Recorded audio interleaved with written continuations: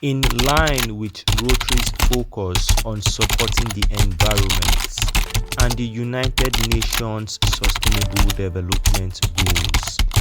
This project celebrates how creativity can turn waste into opportunity. Every piece of waste begins with a story, and this one begins right here in Lagos, Nigeria.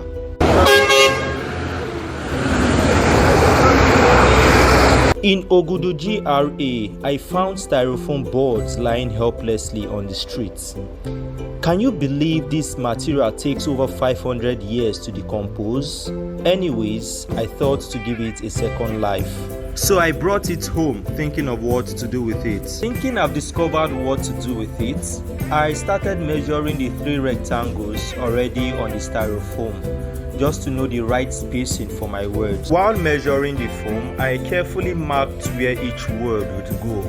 You see, planning makes every idea stronger. Then with a pen, beautifully and carefully, I began sketching the letters. Slowly, the words started taking shape from what was once waste. Isn't that beautiful? It's time for cutting. I carved the letters with a knife, slow and steady.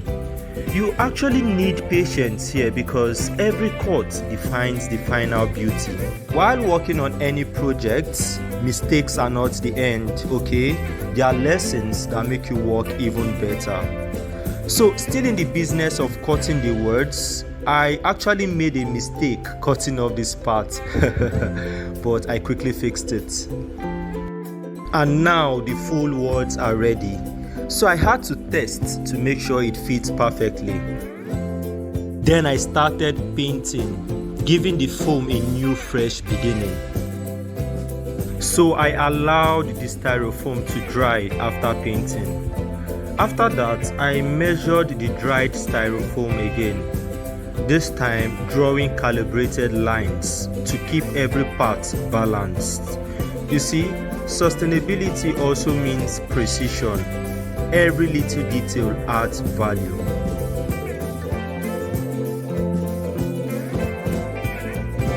Afterwards, I placed paper tape carefully on the right parts, making sure every line stayed straight, alright?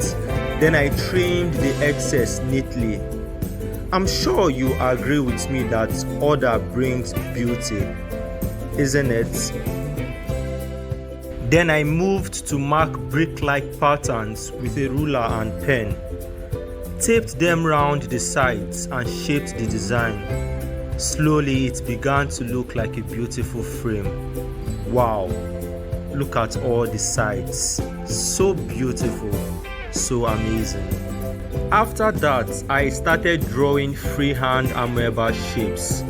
It was random, fun, and also natural, just like life or just like nature itself. Then I cut each one carefully with a blade. Every shape was unique, yet part of one design. It's painting time again, so I poured the paint, dabbed it softly, and then removed the tape after the paint had dried. I painted the words white, bright and clean. Then I added gold, gently brushing it across the surface, just a touch of elegance, to remind us that even waste can also shine. And look at what we have here. Home sweet home. And there it is. My home sweet home. Made entirely from upcycled styrofoam. From the streets of Lagos to a masterpiece in my home. And this is the part I love the most. The story behind the art. And right here you will find the QR code, your direct link to the full story of how this piece was made.